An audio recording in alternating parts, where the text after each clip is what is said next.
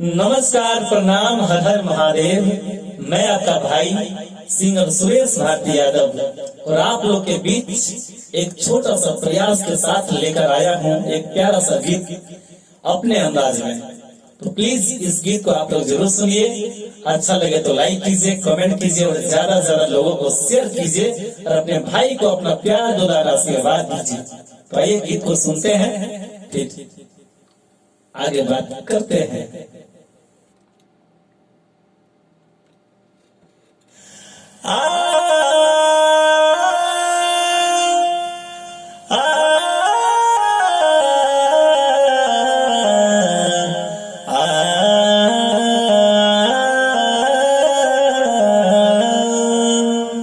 किसी को अपना बनाए होंगे तो भी वो मुझको भुलाए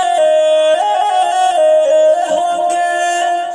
अपना बना के बिसार दिए कैसे,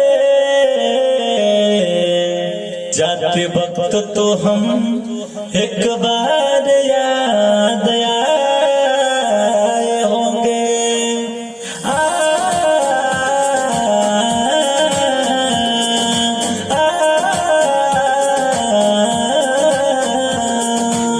जय जान सहले हो प्रीतिया में पीर के, दोस्त ना तोहर दोस्त बाटे तक गिर के।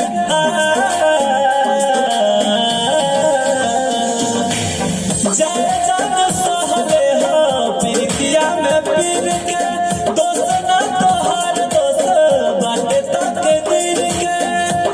रहिया ससुरा में आबाद हमरा के बर्बाद निमन फायदा उठवलू मजबूरी के।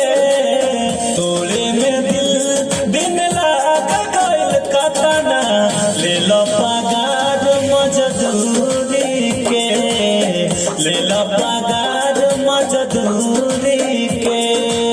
तोड़े में दिन लाग गइल कतना, ले लो पगार मजदूरी के, ले लो पगार मजदूरी के। चलिए बताइए आप लोग को कैसा लगा वीडियो, और ये सॉन्ग अच्छा लगे तो लाइक कीजिए, कमेंट कीजिए और ज्यादा से ज्यादा लोगों को शेयर कीजिए और अपना प्यार दुलार आशीर्वाद इसी तरह देते रहिए ताकि एक से एक गीत आप लोग को सुनाते रहे। धन्यवाद।